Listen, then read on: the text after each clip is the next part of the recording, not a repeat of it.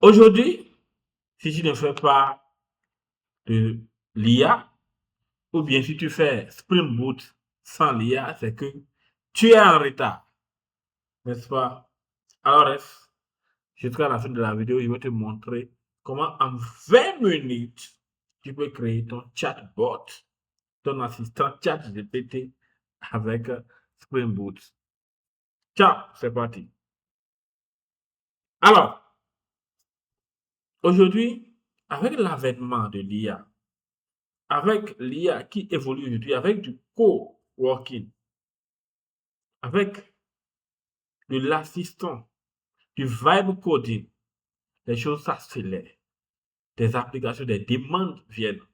C'est comme on dit, les développeurs vont disparaître. Non, mais ils sont là, mais les demandes sont plus accentuées. D'accord? Tu as des clients à qui tu as développé des applications en Spring et qui veut maintenant que les applications interagissent avec leur écosystème, qui veut intégrer de l'IA dans leur système et tout. Alors, tu as développé avec Java, tu es à la bonne place. Ouh, je vais te montrer, nous allons construire ensemble ton chatbot intelligent. D'accord? Mais il est important que je te présente le programme que nous allons suivre au cours de ce tutoriel. Nous allons traverser 5 étapes. On aura le setup, nous allons créer un projet Spring avec Spring AI. Nous allons faire un premier endpoint qui te permet de faire du chatting. Nous allons parler des systèmes prompts, de la mémoire et après du streaming. Et nous allons tout parachever par un démo online. Et comme si je le disais au début de cette vidéo, si tu fais du Spring Boot sans l'IA, c'est que tu es en retard. Aujourd'hui, je vais te montrer pourquoi et quels sont les concepts que nous devons aborder. Alors, c'est quoi Spring AI? Parce que je vous ai déjà parlé assez de Spring Boot, je vous ai parlé de la sécurité, je vous ai parlé des microservices. Si vous n'êtes pas au courant, allez regarder la chaîne, vous allez voir. Alors, si aujourd'hui nous parlons du Spring AI, ok, c'est quoi officiellement? Ok, donc c'est le framework officiel de Spring pour pouvoir intégrer les IA. Mais avant ça, je vais t'expliquer quelque chose. Ok, avant la révolution avec Spring AI, qu'est-ce qui se passait? Pourquoi j'ai voulu faire la vidéo, mais pourquoi j'ai attendu pour faire la vidéo sur Spring AI? C'est que quand nous voulons intégrer, ou bien tu veux intégrer de l'IA dans les projets Spring, déjà en année 2024 ou 2025, là, tu es obligé de passer par des requêtes HTTP. Donc, tu vas effectuer des requêtes et après, tu dois transformer ces requêtes, faire ça en JSON, essayer de faire le streaming et tout, et contacter les API de OpenAI et tout ce qui va avec. Donc, c'était plus complexe. Et c'est là que Spring AI arrive et il change tout. Le projet officiel de Spring Boot offre une abstraction, ok, unifiée pour travailler avec des modèles un peu comme OpenAI, Anthropic Claude, Gemini, Mistral, d'accord, le joujou des Français, Olama pour le local, pour tout ce qui est gratuit. Est-ce que vous voyez un peu? Donc, il y a la philosophie de Spring qui est intégrée dedans, qui est l'ingestion de dépendance et l'auto-configuration. Ok? On a le starter qui contient tout ce qu'on aime. Et puis, une des parties que j'aime encore, c'est la position ready, c'est le RAG, les fonctions calling, la mémoire et la possibilité de stocker dans les bases de données vecteurs, un peu comme le Postgres. On aura ça dans d'autres vidéos à venir. Alors, si tu as une idée comme ça, complète du projet, alors il est temps de savoir qu'est-ce que cela t'apporte. concrètement, OK, dans ton projet. Sans le Spring AI, d'accord, dans ton projet, il y a la galère. Donc, il te faut les SDK de base qui sont plus complexes. Il te faut les requêtes HTTP manuelles. Il te faut faire les passing JSON facile, la gestion des tokens, les codes spécifiques par fournisseur. Mais avec Spring AI, comme je l'ai dit, c'est un chat client qui est unifié. On a de l'autocompression de Spring, on a les DTO qui sont déjà typés, on a les changers de modèle, donc pour changer de ligne de modèle, on a le RH, le memory, le streaming qui sont déjà intégrés. Et tout cela te sont offerts. Tu n'as plus rien à faire. Alors, pour avoir ce projet, qu'est-ce qu'il faut faire? Il te suffit de te rendre soit avec ton IntelliJ ou bien avec ton client VS Code, ou tu te rends sur le site, généralement sur le site start.spring.io. Et tu choisis ton projet de type Maven, tu choisis le langage Java, tu choisis la dernière version de Spring, tu choisis la version de Java. Et comme librairie dépendante, tu choisis Spring Web, tu choisis Spring AI, OK? Et dans Spring AI, il y a le OpenAI, bien le Anthropic, ça dépend du modèle que tu veux utiliser. Tu peux aussi utiliser tous les modèles dans ton projet, il n'y a pas de problème. Et tu choisis aussi du Spring Webflow. Cela qui va nous aider à pouvoir changer, à switcher entre les modèles. OK? Alors, mis à part cela, on va passer à notre deuxième étape. Après avoir créé ton projet, tu vois, tu demandes un projet Spring basique. Et là, tu es prêt. Oui. Donc, tout ce dont tu as besoin, c'est les clés API du modèle que tu veux utiliser. Si c'est anthropique, mais c'est très grave, tu les configures dans le fichier de propriété. Et puis après, tu ajoutes juste cette petite portion de code. Cette petite portion, le contrôleur, le chat contrôleur, qui te dit quoi? Voilà, en final, il y a le chat client qui est injecté. Et dès qu'on appelle le chat client, il récupère le message que tu as envoyé en request parable. Et qu'est-ce qu'il fait? Il fait un prompt. Il fait un prompt et il met le user message et il colle le content. Là, automatiquement, ça envoie ton message vers le LLM et tu reçois une réponse directe. Je voudrais peut-être te montrer ça rapidement dans le code pour que tu vois un peu comment cela marche. On va faire démo là à la fin. On va parler de tout, on fait démo à la fin. Secondo, ici, au niveau de notre première étape ici, tu vas voir que quand tu le fais comme ça, ton chat va marcher. Mais à chaque fois, tu envoies juste un message, c'est vague. Tu vois. Donc, le système peut répondre en anglais, comme peut répondre même en chinois. Ça dépend de comment il a interprété ton message. Il va te répondre. Là, il n'a rien à retenir en ce moment. Mais tu vois, avec 15 lignes seulement, tu as ton chatbot et tu peux discuter avec lui déjà. Et tu lui fais une interface jolie sur ça. Mais ça arrive qu'on veut personnaliser parce que c'est très important. Et ceux qui ne font pas, ne comprennent pas le système prompting, il faut qu'ils apprennent ça. Il y a des documents sur ça, vous pouvez commenter, vous partager ça. Donc, il faut faire le système prompting, c'est-à-dire quoi? Il faut dire à ton IA comment il doit se comporter. Ici, nous travaillons avec Spring Boot. Je suppose que j'intègre ça dans la documentation de Spring Boot. Donc, je ne peux pas permettre à d'autres personnes de venir lui poser par exemple, des questions, peut-être sur Node.js ou sur Python, alors que tu es connecté à la documentation de Spring Boot. Donc, ce que je lui dis, que tu es un expert de la doc de Spring. Donc, tu es tel chose, donc, que tu dois te comporter comme ça. Et je suppose que je déploie dans un environnement français et je voudrais qu'il réponde toujours en français. Alors, je lui dis ça. Donc, dans son système prompting, d'accord? Je vais transformer l'assistant générique en un expert. OK? Donc, et voilà un peu les instructions qu'il va donner. Tu es un expert en Spring Boot, réponds en français. Donc, il va toujours répondre en français. Toujours avec des codes, des exemples. Quand tu poses une question sur le code, tu lui donnes des exemples, d'accord? ton pédagogique et bienveillant. Donc, sois toujours avec un ton pédagogique et bien là, comme ça, je prépare, on appelle ça le système prompt. Donc là, je prépare mon IA à répondre de telle manière.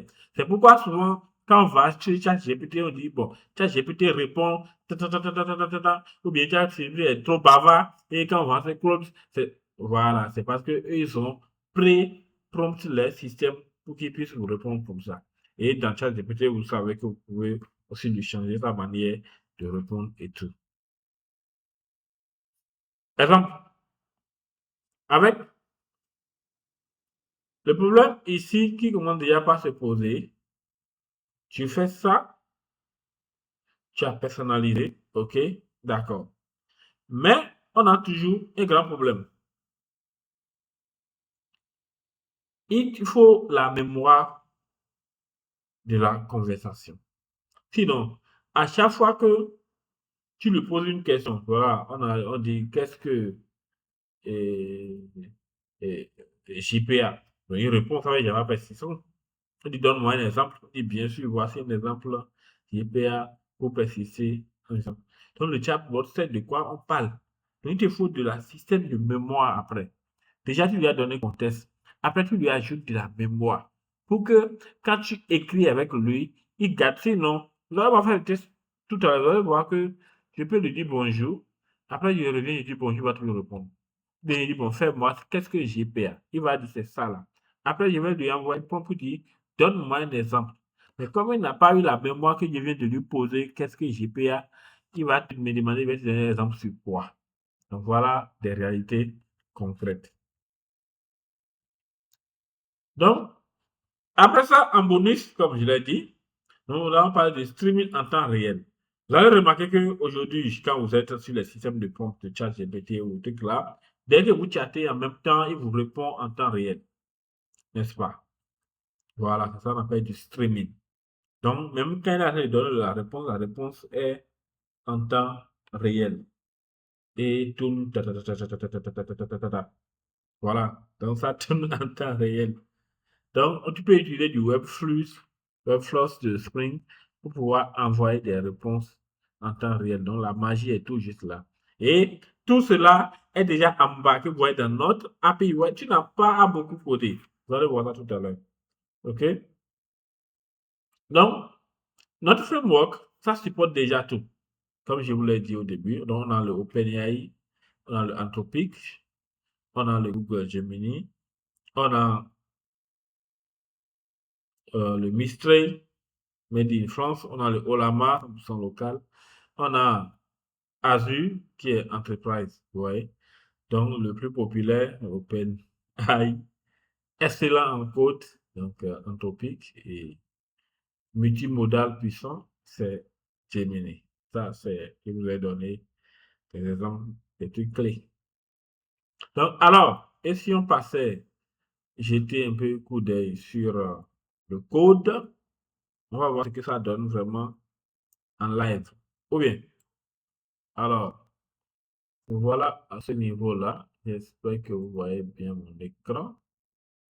Donc, comme je le disais, vous avez besoin de la dépendance. La dépendance, voilà. On va se rendre ici.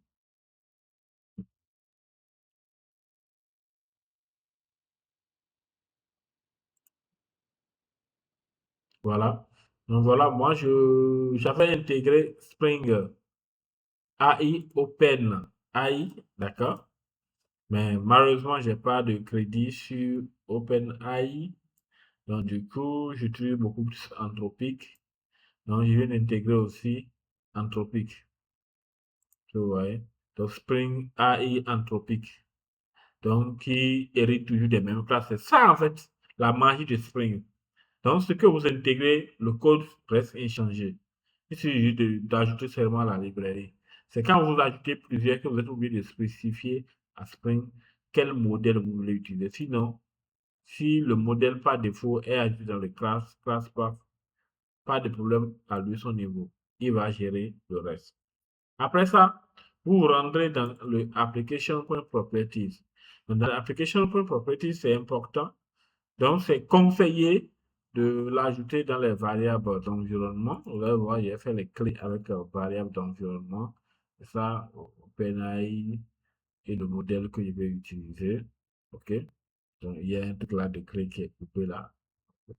On s'en fout. C'est des trucs démo. Et il y a aussi ceci. Vous allez voir, on a la clé qui est là. On a la clé de entropie qui est là. On choisit le cold sonnet point avec une température de 0,7. Et voilà notre chat simple que nous avons fait tout à l'heure. Je vous montre ça. Donc, notre chat simple.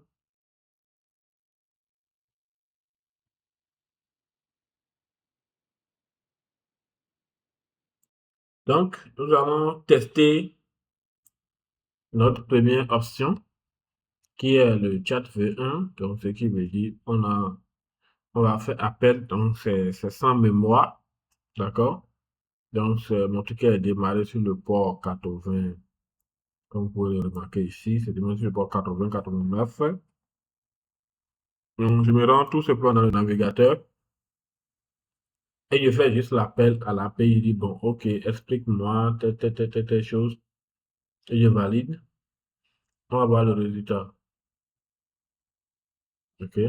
Donc, il dit les microservices en 3 phrases. Donc, les microservices sont des architectures qui consistent à découper une application en petits services indépendants. Vous voyez, il me donne les détails de microservices. Vous voyez, je lui envoie un message. Par contre, dans ce message, par exemple, je lui dis, bon, OK, détail, j'ai dit 3 points, il m'a donné les 3 points. Mais je peux lui dire, par exemple, de me détailler, détail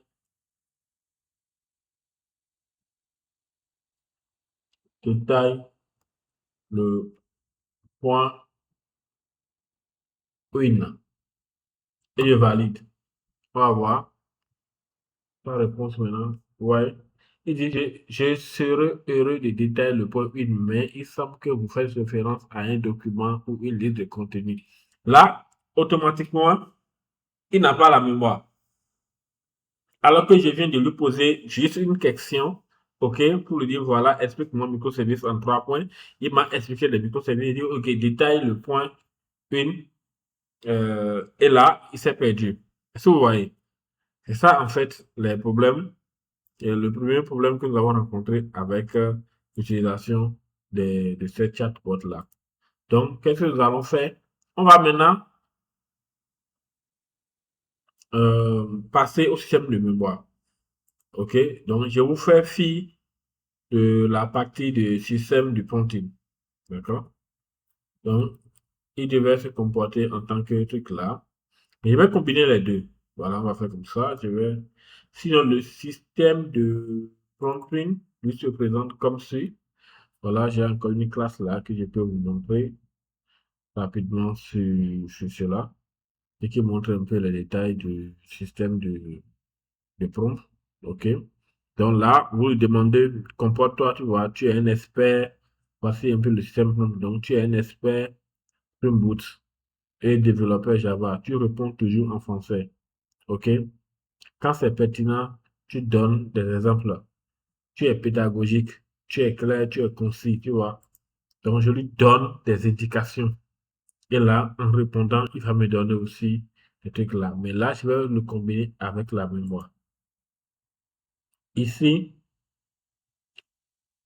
au niveau de mémoire, là, j'ai encore poussé plus les détails. OK? Donc, du coup, on a le système prompt qui est là, qui lui demande déjà de répondre, d'être déjà plus concis. Je vais décommenter le contrôleur. Et là,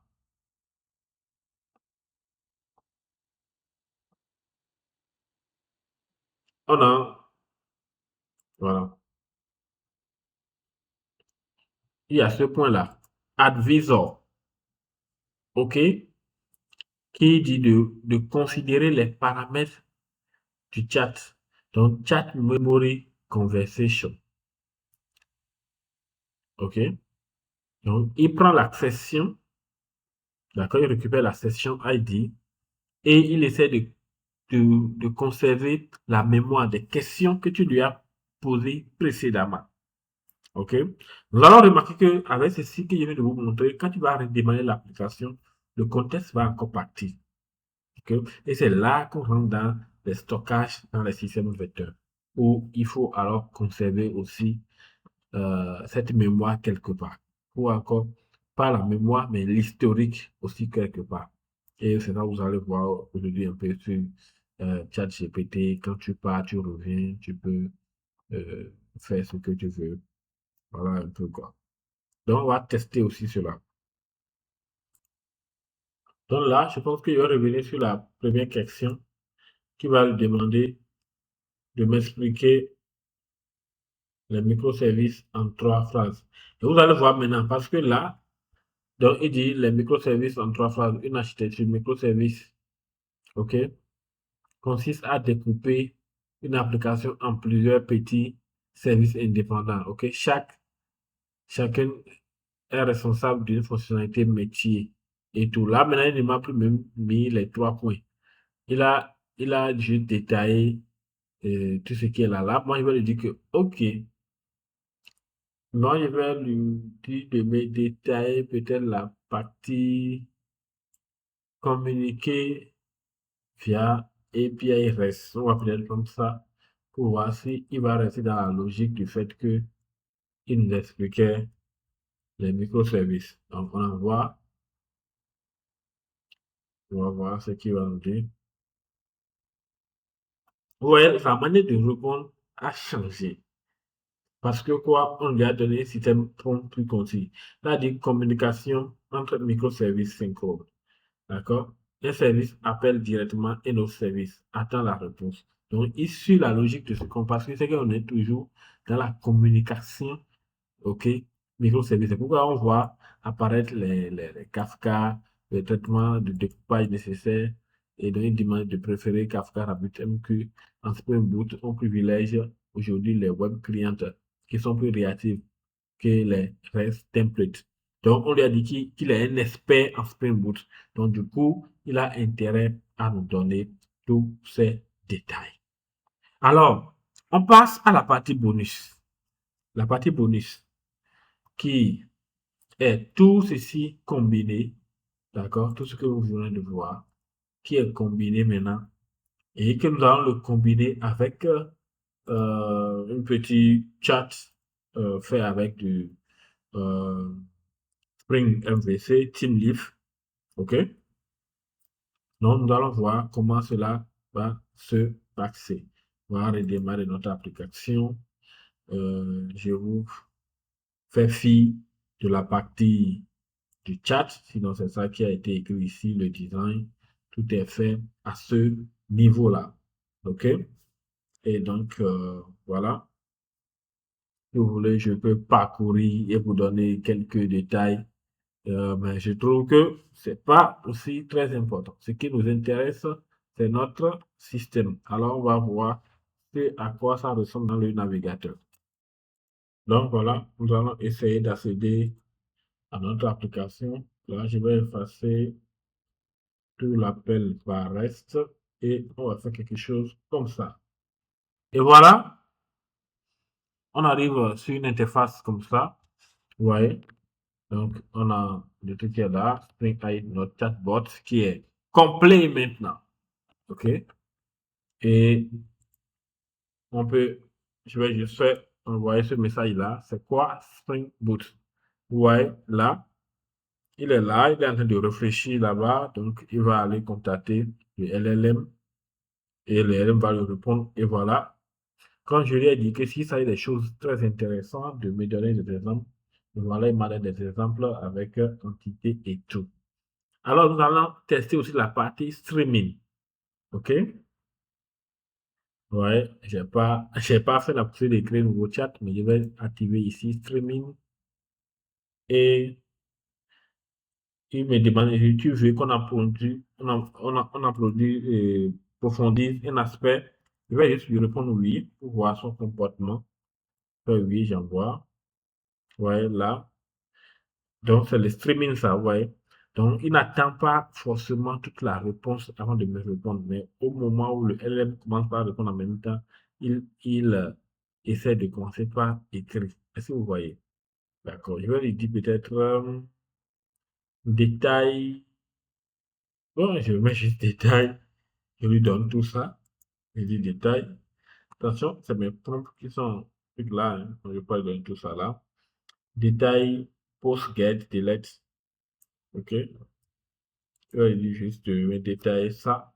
Je vais envoyer. On va voir la date. Vous voyez, en même temps qu'il y a les réponses, il commence par écrire. Il écrit.